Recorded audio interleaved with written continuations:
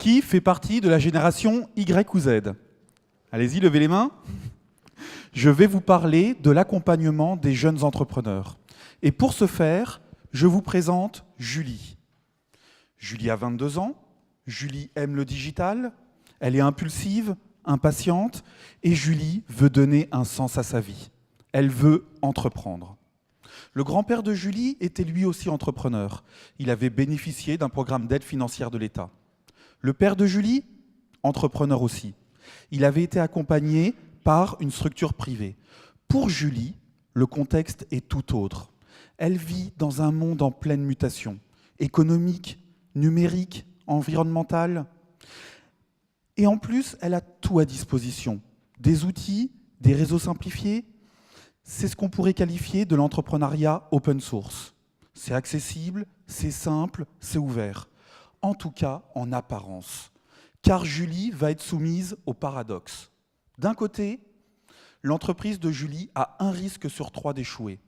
Si jamais elle se faisait accompagner par un coach ou un expert, son entreprise aurait 6 chances sur 7 de passer le cap fatidique des 3 ans. Mais elle ne veut pas. Elle veut faire seule, elle ne trouve pas les accompagnateurs légitimes, elle ne les connaît même pas. Avec mon équipe, on a été à la rencontre de Julie et de 13 000 autres jeunes. 10 000 internautes, 900 doctorants marocains, 2 000 auditeurs CNAM et même 50 détenus. Et nous les avons soumis à des tests de personnalité, de motivation, de compétence pour comprendre leur schéma de pensée, leur rapport aux émotions, leur rapport à autrui. Et ce que nous avons découvert est incroyable. Les jeunes veulent s'accompagner entre eux.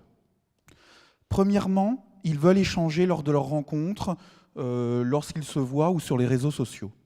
Deuxièmement, ils ne veulent plus travailler dans un bureau. Ils veulent se retrouver dans des Fab Labs, des tiers-lieux, des espaces de coworking et même au café du coin. Troisièmement, ils veulent utiliser des nouveaux outils, de l'intelligence collaborative ou du financement participatif. Et quatrièmement, ils veulent apprendre en s'amusant, via des MOOC, des SPOC ou des Serious Games. Ils n'ont plus besoin d'un accompagnateur, mais des animateurs de communauté.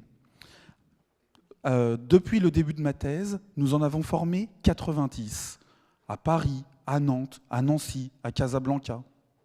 Alors si toi aussi, tu t'appelles Julie ou Julien, que tu as 22 ans et que tu souhaites entreprendre, alors contacte-moi et je te mettrai en relation avec ces nouveaux animateurs. Merci à tous. Merci Aurélien.